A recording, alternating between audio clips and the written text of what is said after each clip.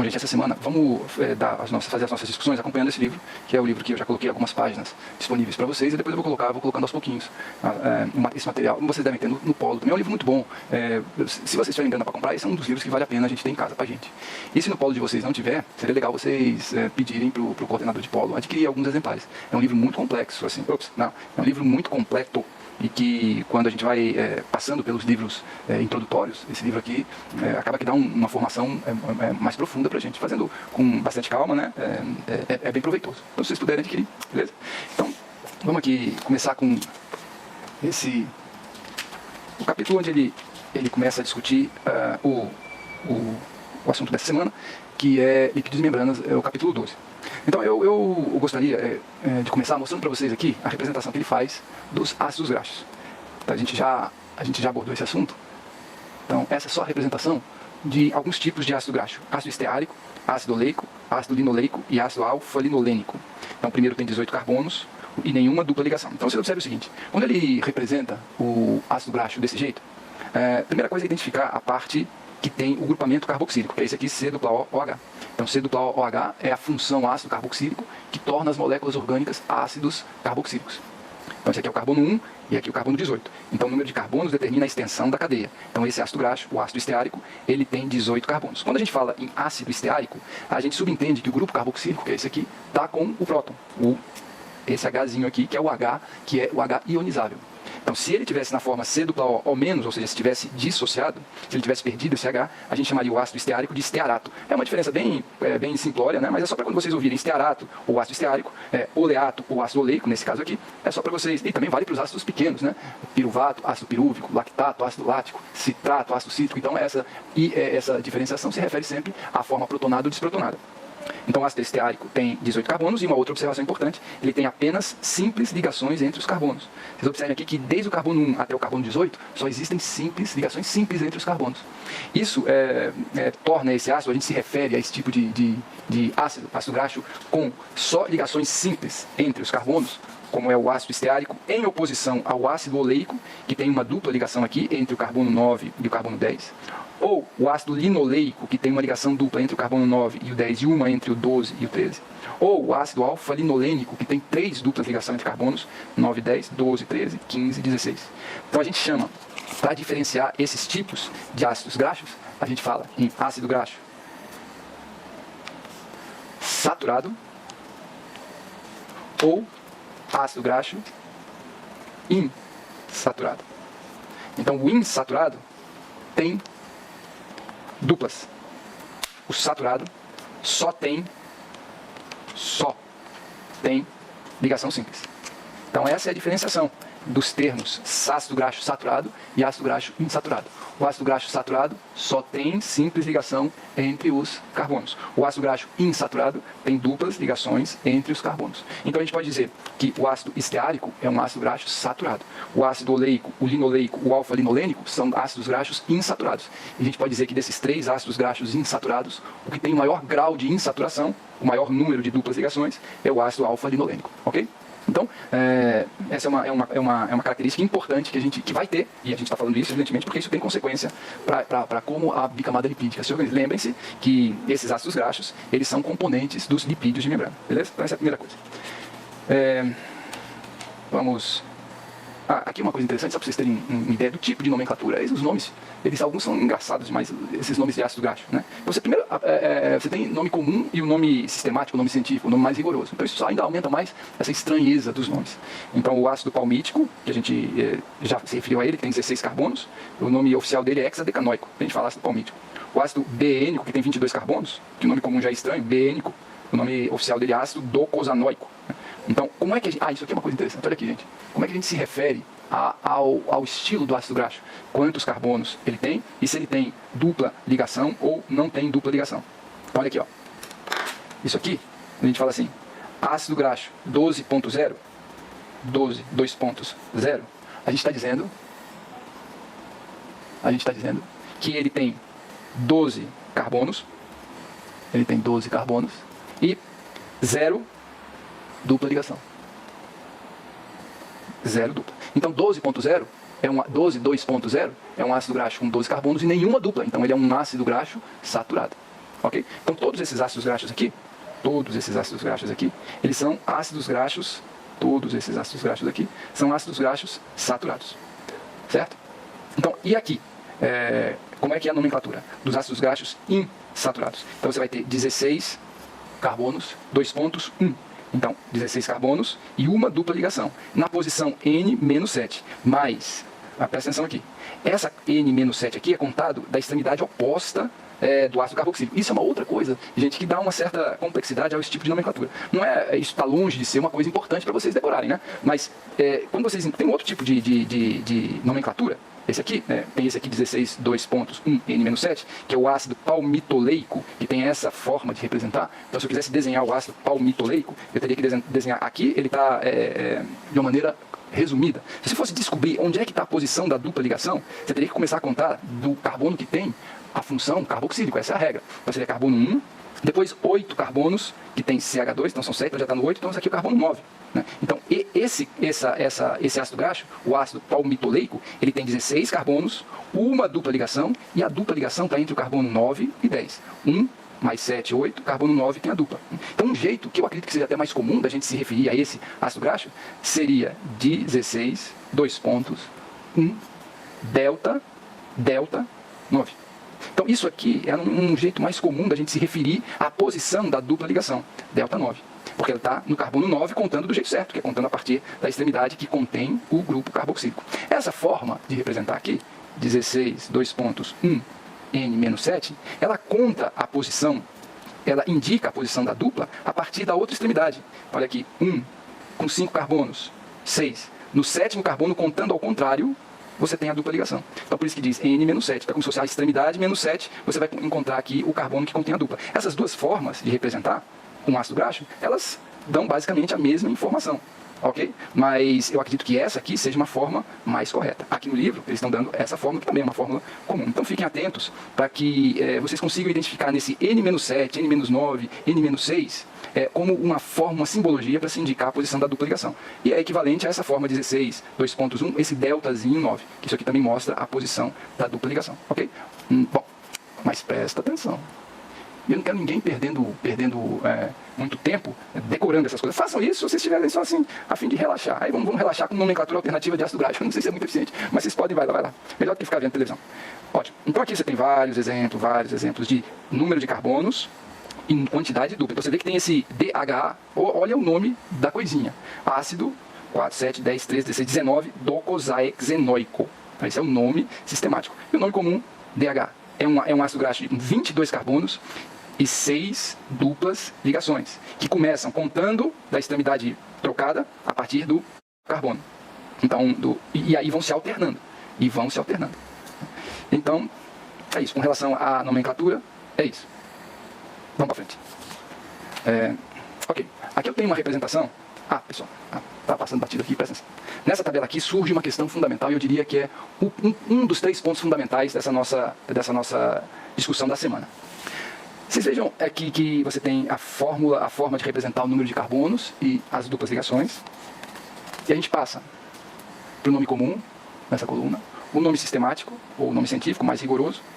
Aqui a gente tem uma forma resumida, compactada da estrutura, mas muito informativa também, porque mostra a posição da dupla, né, com mais detalhes, e a quantidade de carbonos e tudo. Então isso aqui é uma forma um pouquinho mais estendida da estrutura.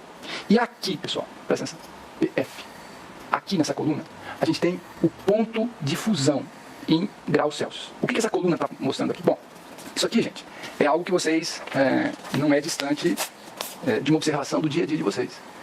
Todo mundo já percebeu que existem gorduras sólidas e gorduras líquidas. Exatamente. E gorduras líquidas, as duas aqui, quando você observa a temperatura ambiente. Então, um exemplo de gordura sólida à temperatura ambiente é a manteiga. Um exemplo de gordura líquida à temperatura ambiente é o azeite, ou óleo de soja. Então vocês identificam no dia a dia de vocês estados de agregação de gorduras que são diferentes algumas são sólidas e outras são líquidas, numa mesma temperatura, que é a temperatura ambiente. Então, essa última coluna aqui, ela está indicando qual é a temperatura de fusão, ou seja, a temperatura onde esses ácidos graxos aqui passam do estado sólido para o estado líquido. Então, se você tiver uma preparação, espera um pouquinho, bebi uma aguinha aqui. Se você tiver uma preparação, uma amostra de ácido láurico, 12 carbonos, nenhuma dupla ligação, se você colocar ele em temperaturas abaixo de 44,2 graus Celsius, ele vai ser sólido. Em 44,2 graus Celsius, ele se transforma de sólido para líquido. Essa é a temperatura de fusão, ou ponto de fusão, do ácido láurico. Se você pega o ácido araquídico, que tem 20 carbonos, nenhuma dupla ligação, ácido araquídico, você mantém ele abaixo de 75,4 graus Celsius, ele vai ser sólido. Você precisa subir a temperatura para 75,4 graus Celsius para ele começar a derreter. Essa é a temperatura de fusão do ácido araquídico. E acima de 75,4 graus, ele é líquido. O lignocérico, que é o 24 carbonos e nenhuma dupla, ele tem uma temperatura de fusão de 84,2. Abaixo é sólido. Acima da temperatura de fusão, ou ponto de fusão, ele é líquido. Certo? Então o que vocês conseguem perceber? Bom, vamos analisar logo aqui o de baixo. Pega o ácido palmitoleico, que tem 16 carbonos e uma dupla, ponto de fusão, menos 0,5. Então, esse ácido graxo, ele vai ser líquido até 0,5 graus Celsius negativo. É nessa temperatura que ele vai se tornar sólido. Você vai ter que esfriar da temperatura ambiente até menos 0,5 graus Celsius para você conseguir solidificar o ácido palmitoleico, que tem 16 carbonos e uma dupla. Se você pega o ácido oleico, que tem 18 carbonos e uma dupla, com 13,4 graus Celsius, ele já se torna sólido. O ponto de fusão do ácido oleico, ele é 13,4. O ácido linoleico, que tem duas duplas e 18 carbonos, a temperatura de fusão é menos 9,0. Então, em menos 9 graus Celsius, ele solidifica. O ácido linolênico, menos 17. Agora, observe, vamos pegar esse aqui. O EPA. 20 carbonos, 5 duplas ligações. Temperatura de fusão, menos 54 graus. Você pode colocar esse ácido eicosapentaenoico, que tem 20 carbonos e 5 duplas, você pode colocar ele no seu freezer. Ele não vai solidificar, porque a temperatura de fusão, ou a temperatura de solidificação, é menos 54 graus Celsius. Presta atenção, gente. O que vocês conseguem extrair dessa organização, dessa tabela aqui? O que vocês conseguem perceber de relação entre ponto de fusão e número de carbonos da cadeia ou número de duplas ligações? A pergunta é: qual a relação entre número de carbonos e temperatura de fusão?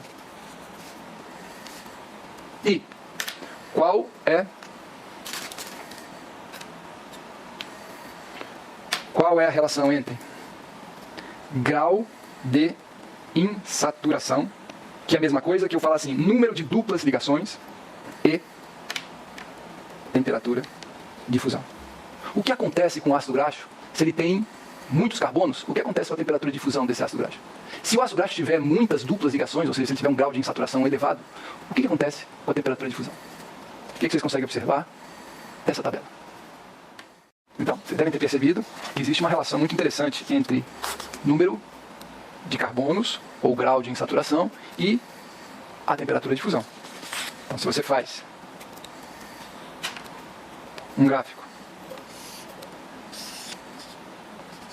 onde aqui você coloca a temperatura de fusão do ácido graxo e aqui número de carbonos, você vai ver que quanto maior o número de carbonos, maior a temperatura de fusão.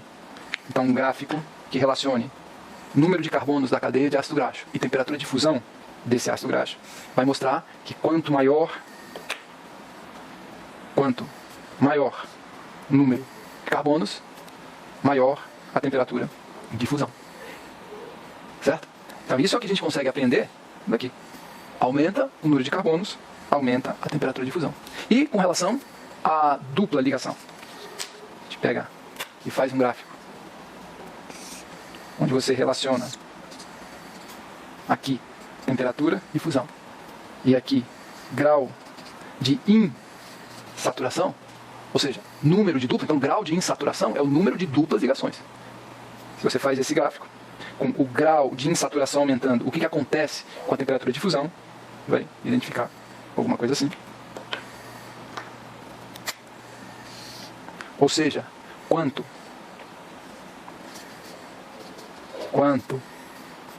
maior o grau de insaturação, quanto maior o número de duplas, grau de insaturação, menor a temperatura de fusão. Então, à medida que surgem duplas ligações na cadeia de ácido graxo, a tendência é que a temperatura de fusão diminua. Então, temperatura de fusão diminui com a quantidade de dupla ligação, ou seja, grau de insaturação, e a temperatura de fusão aumenta com o número de carbonos, aumenta com a extensão da cadeia. É isso que mostra essa tabela aqui, se você transformar essa tabela aqui num gráfico, certo? Então, gente, agora presta muita atenção nisso, muita atenção. O que indica uma temperatura de fusão maior ou menor? A temperatura de fusão maior significa que você tem que esquentar, fazer com que o sólido chegue a uma temperatura mais elevada para ele virar líquido. Uma temperatura de fusão menor significa que você não precisa levantar muito a temperatura para que o sólido vire líquido. A temperatura de fusão, pessoal, ela indica o grau de interação entre as partículas do estado sólido. Se a interação for muito intensa, você precisa esquentar muito o sólido para que ele vire líquido. Se a interação não for tão intensa entre as partículas do sólido, do estado sólido, você não precisa esquentar tanto, porque ele já interage pouco. E aí basta elevar um pouquinho a temperatura e ele já vira líquido. Então, a temperatura de fusão, ela indica o grau de interação entre as partículas no estado sólido. Quanto maior a interação entre as partículas do estado sólido, maior deve ser a interação... quanto maior a interação das partículas do estado sólido, vamos escrever isso, quanto maior a interação entre as partículas no estado sólido, quanto maior a interação das partículas no estado sólido, a gente deve esperar maior temperatura de fusão. Ou seja, você tem que elevar muito a temperatura e mesmo assim o sólido continua sólido porque eles estão interagindo, as partículas interagem de uma maneira mais intensa. Você tem que levantar muito essa temperatura para você desfazer essas interações que mantêm as partículas no estado sólido. E aí elas viram líquido. As partículas diminuem a interação e o agregado passa de sólido para líquido. Beleza? Aqui tem uma premissa que eu não falei para vocês, mas eu acredito que vocês já tenham essa informação, né? Quando você pega uma certa substância e passa, e você analisa essa substância no estado sólido, você está analisando a substância no estado de agregação onde existe maior interação. Quando você analisa essa substância no estado líquido, na verdade ele está no estado líquido, mostrando que as interações são menores e por conta disso as partículas são mais livres. Se elas são mais livres, elas estão no estado mais fluido, estado líquido. E se você pega essa mesma substância no estado gasoso, você pode supor que a interação é desprezível. Então o estado sólido, o estado líquido e o estado gasoso, esses três estados de agregação, eles diferem quanto à intensidade das interações das partículas, das moléculas dessa substância. Então toda vez que uma substância passa do estado sólido para o líquido, para o gasoso, essas mudanças, elas estão refletindo a diminuição da interação das partículas, certo? Então, vamos escrever isso, é só para relembrar. Sólido, líquido, gasoso. Os três estados. Aqui, interação maior. Aqui, interação média, mas menor que a interação do sólido. E aqui, interação nula, ou menor. Um estado de agregação, que é o estado gasoso, outro estado de agregação, que é o estado sólido, e outro estado de agregação, que é o estado líquido. Interação maior, interação média, interação nula, muito pequena. Por outro lado, no estado sólido, a gente tem liberdade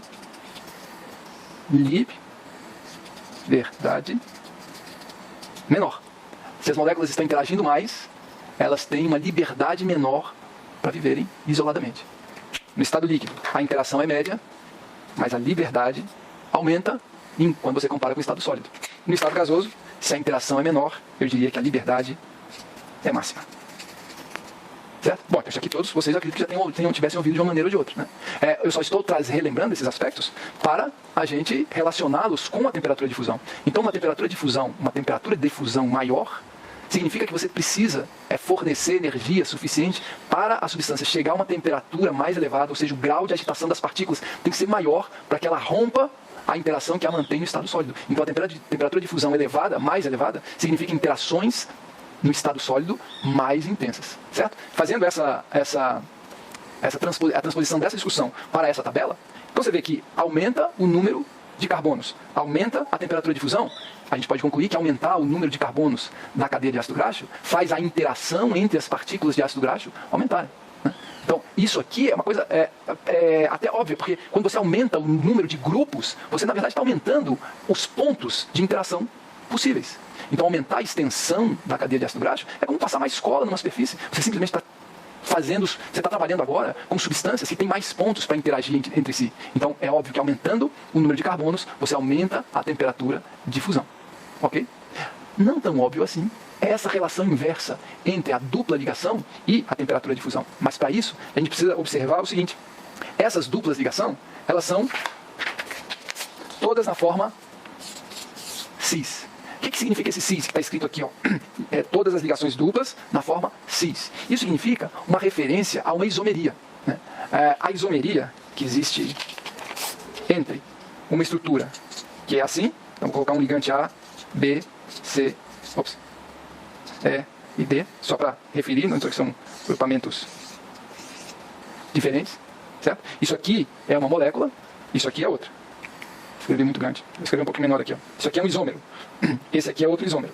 C, A, B, dupla, C, D e E. Por que que isso aqui é um isômero e esse aqui é outro? Por que você não fala assim, não, é a mesma coisa, só que esse carbono aqui girou e o D aqui passou para a posição do E e o E passou para a posição do D. Então, isso aqui não é um isômero, né? Isso aqui não são moléculas com propriedades diferentes. Isso aqui só girou e todas as moléculas são livres, né? Os átomos eles não podem se separar, mas eles podem girar. Aí que está o engano. Essa dupla ligação aqui não gira. Essa dupla ligação não gira. Então, essa molécula, deixa eu escrever de um jeito mais organizado. Vamos fazer de novo. C, dupla. Eu vou até fazer mais simples, vou botar um hidrogênio aqui. Vou botar um hidrogênio aqui. E aqui eu vou colocar um outro grupo, B. Essa molécula é uma molécula diferente dessa molécula. C, A, H, dupla C, B, H. São moléculas diferentes. São chamados de isômeros. É um tipo de isomeria, chamada isomeria geométrica ou isomeria cis-trans. Esse composto aqui é chamado trans. E esse composto aqui é chamado de isômero cis. E por que tem essa diferença de isômero cis e trans? Qual é a convenção? Aqui eu mudei, coloquei hidrogênio, porque esse aqui é um grupamento menor. Quando os dois grupamentos maiores, digamos que isso aqui fosse um carbono, esse aqui a extensão de 2, 3 carbonos, não interessa, são A e B são maiores do que o hidrogênio. Né? Quando os grupamentos maiores estão de um mesmo lado da ligação dupla, a gente chama isômero cis. Quando eles estão em posições contrárias à ligação dupla, a gente chama de isômero trans. Certo? Então isso é simplesmente mostrando aqui a convenção pra gente, que dá origem a essa nomenclatura cis-trans. Então é um tipo de isomeria. Isomeria cis, isomeria trans. Isso é interessante para relembrar vocês que a dupla ligação ela não gira. Certo? Então essa é uma ligação que não tem liberdade de rotação, dá origem a dois isômeros. Quando a gente volta aqui e percebe que todas as duplas ligação presentes nos ácidos graxos são cis, isso mostra que as duplas ligações colocam aí o resto da cadeia em posições do mesmo lado da dupla ligação. Deixa eu ver se tem uma representação melhor aqui da dupla ligação. Isso aqui é uma forçação de barra, mas serve para exemplificar o que uma dupla ligação faz. Agora presta atenção, gente. Essa aqui é a representação, tentando dar uma ideia do volume de cada um dos átomos que compõem essa molécula. Essa molécula, do lado esquerdo, ela está representada de uma maneira altamente esquemática. Mas a ideia é se referir a essa molécula. Então são formas diferentes de representar a mesma substância. Nesse caso, é 1 estearoil, 2 oleoil, 3 fosfatidilcolina. Isso aqui é um lipídio de membrana, é um fosfolipídio de membrana. Derivado do colesterol, uma ponte fosfato ligando na cabeça polar de fosfato de colina. Essa aqui é a cabeça polar representada aqui por essa estrutura vermelha. Que tem os grupamentos fosfato, né? E os oxigênios, esses grupamentos, essas esferas vermelhas aqui são os oxigênios. Então está mostrando esse bando de oxigênio que tem aqui no grupamento fosfato. E essas partes aqui são as partes que contêm carbono e hidrogênio. Né? Então agora o que é importante a gente destacar nesse aspecto? Um dos ácidos graxos desse fosfolipídio de membrana é o oleoil. O oleoil tem 18 carbonos do mesmo jeito que o estearoil. Só que o estearoil, que é o derivado do ácido esteárico ou estearato, ele é um ácido graxo saturado. O oleato, o oleil, derivado do ácido oleico, é um ácido graxo de 18 carbonos, mas ele é insaturado, ele tem uma dupla ligação que está representada aqui, ó, essa dupla. Agora, o que essa representação tenta mostrar? Porque olha o que faz a dupla ligação na cadeia de ácido graxo de oleoil. ela introduz uma quebra justamente porque ela está na posição cis. Então a posição cis mostra que as duas maiores partes da molécula, elas ficam do mesmo lado da dupla ligação. Esse é o isômero cis. Quais são as duas partes maiores do oleoil? O resto da molécula que está aqui e esse outro resto, elas ficaram do mesmo lado. Então dobrou, introduziu uma dobra na cadeia de ácido graxo. Então o oleoil é um ácido graxo dobrado. E o que vocês acham que essa dobra faz quando o oleoil é incorporado a um lipídio de membrana como esse aqui, como 1 estearoil, 2 oleoil, 3 fosfatidilcolina. Vocês imaginem isso aqui dentro de uma bicamada lipídica, ou melhor, vocês imaginem um bando de oleoil, pertinho do outro. Né? Esses oleoil, devido a essa dupla ligação na posição cis, eles são capazes de interagir de uma maneira menos eficiente do que os estearoil. Então, os ácidos graxos que contêm dupla ligação são ácidos graxos dobrados, de maneira que essa dobra diminui a capacidade deles interagirem. Essa é a origem da relação inversa entre número de dupla ligação, quantidade de dupla ligação e temperatura de fusão. Quanto maior o número de dupla ligação, maior o número de dobras na cadeia, e essas dobras afastam os grupamentos de carbono, diminuem a interação, fazem com que em temperaturas cada vez menores essa estrutura tenha liberdade grande, ou seja líquida. Então, você tem que diminuir muito a temperatura para que passe do estado líquido para o estado sólido. Então a dupla ligação, por ser na forma cis, por introduzir uma dobra na cadeia de ácido graxo, diminui a interação entre essas moléculas. Faz com que a liberdade aumente. Em temperaturas bem altas, em temperaturas bem baixas, só bem baixas, é que a liberdade diminui e essas substâncias passam do estado líquido para o estado sólido. Certo? Gente, agora deixa eu já passar para uma questão fundamental, que na verdade é a questão que justifica toda essa nossa discussão. Primeira coisa, deixa eu fazer uma observação para esse tipo de representação aqui, pessoal. Isso aqui é o tipo da representação que é uma super simplificação. Né? Então a ideia do autor, quando fez essa representação, foi tentar ressaltar o fato de que a dupla ligação na posição cis, ela aumenta o espaçamento entre cadeias adjacentes. Então aqui eu estou representando um fosfolipídio de membrana, mas a ideia é a mesma. Para um ácido graxo, se eu estivesse pensando só numa amostra de oleoil, ou seja, e aí não seria, a gente não chamaria de oleoil, se eu estiver pensando só numa amostra de ácido oleico, né? Então é ácido graxo com 18 carbonos de uma dupla ligação. Essa estrutura aqui, essa representação ainda seria válida. E eu estaria tentando representar o ácido oleico como uma estrutura dobrada por conta da dupla ligação na posição cis, o isômero cis, e essa dobra na cadeia do ácido oleico faria com que as moléculas interagissem menos. Resultado, quando você compara o ácido oleico, você tem uma temperatura de fusão. Quando você compara o ácido oleico, você tem uma temperatura de fusão de 13,4, comparado com o ácido esteárico, que tem uma temperatura de fusão de 69,6. Então a presença de uma dupla ligação, presta atenção nisso, a presença de uma só dupla ligação na cadeia de ácido graxo de 18 carbonos, faz com que a cadeia deixe de ter 69,6 graus de temperatura de fusão e caia para 13,4 graus na temperatura de fusão. Essa dupla ligação que surgiu fez a interação entre as cadeias de ácido graxo de 18 carbonos diminuir a ponto de fazer com que a temperatura de fusão caísse mais que 55 graus. De 69,6 para 13,4. Certo? Então, essa representação aqui, ela tenta ressaltar essa influência dramática que o surgimento de duplas ligações em cadeias de ácido graxo resulta, né? Então, essa diminuição abrupta da temperatura de fusão, mostrando que aumenta a liberdade à medida que você aumenta o número de duplas ligações. Mas observa, pessoal, esse tipo de representação é uma representação falsa do seguinte aspecto. Porque se essa dupla ligação aqui, ela é de fato na posição cis, ela não pode girar, então ela posiciona essas duas partes da molécula do mesmo lado, né, da dupla ligação. Todas essas outras aqui podem girar. Então, na verdade, basta a rotação de uma dessas ligações, que são ligações simples, para que toda essa parte da molécula volte a ser relativamente vertical, levando em conta a posição dessa ilustração. Né?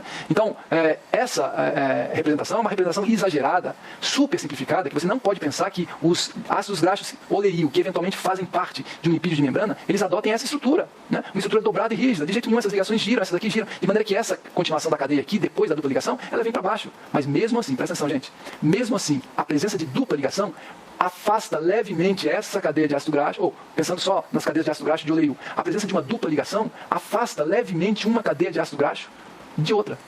Então a presença de uma dupla ligação, apesar de não dobrar e tornar a molécula de ácido graxo rígida, como essa representação mostra, ela é suficiente para afastar as moléculas de ácido graxo. Amassar, eu acho que esse é o termo legal. Ele amassa em um ponto as moléculas de ácido graxo que tem dupla, elas são moléculas amassadas, de maneira que não conseguem se sobrepor umas às outras, como um ácido graxo que seja completamente saturado.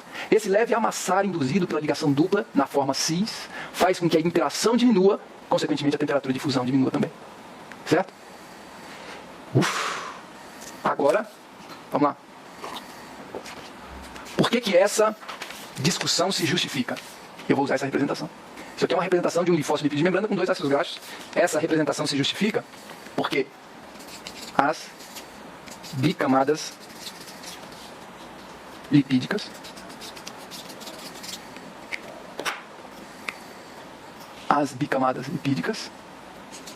herdam as propriedades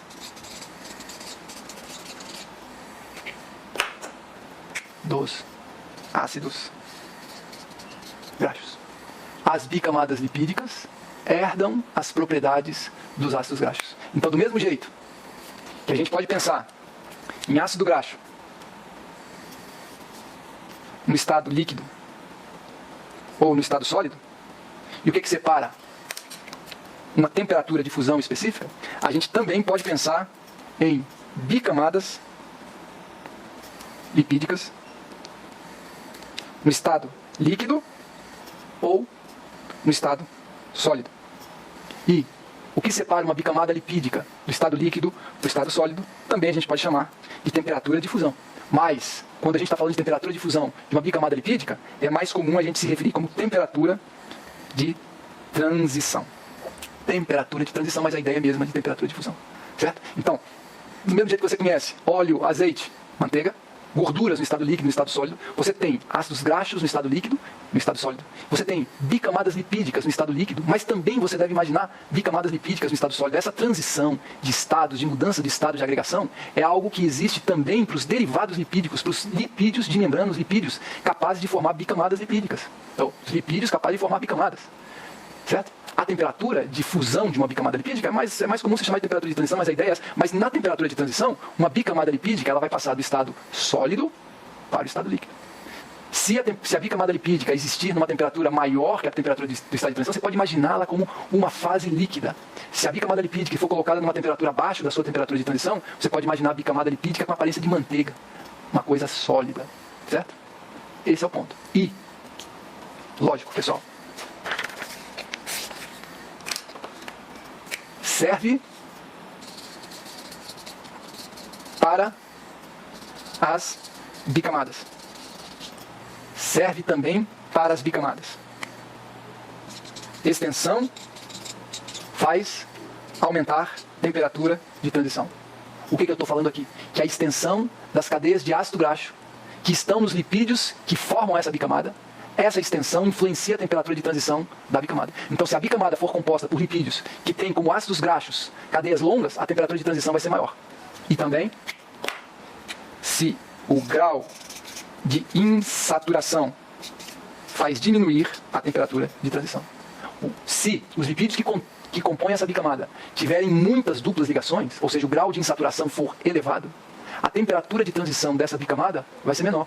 Então a bicamada lipídica não só herda essa propriedade de existir no estado sólido ou no estado líquido, do mesmo jeito que os ácidos graxos, mas também mostra ou mantém essa característica. Do mesmo jeito que se você aumenta a extensão do ácido graxo, você aumenta a temperatura de fusão, se você coloca na bicamada ácidos graxos ou derivados ou lipídios que contêm ácidos graxos muito compridos, a temperatura de transição da bicamada vai ser maior. Se você coloca na bicamada lipídica lipídios que contêm ácidos graxos com muitas duplas, a temperatura de transição vai ser menor. Ok? E para encerrar, com essa representação muito interessante, bicamada no estado sólido, bicamada no estado líquido. Bicamada abaixo da temperatura de transição, bicamada acima da temperatura de transição. Bicamada acima da temperatura de transição, vai esfriando, a bicamada entra num estado de agregação mais próximo do que a gente chama de estado sólido. Certo? Lembrem disso aqui, gente. Bicamada no estado sólido, bicamada no estado líquido. O que separa as duas? Temperatura de transição. O que influencia o valor dessa temperatura de transição? Trabalhando com bicamadas diferentes. Se ela tiver cadeias de ácido graxo grande, a temperatura de transição vai ser maior. Se tiver número de duplas muito grande, ou seja, grau de insaturação elevado, temperatura de transição vai ser menor. Beleza? E membrana biológica? Será que membrana biológica tem bicamada lipídica assim ou assim?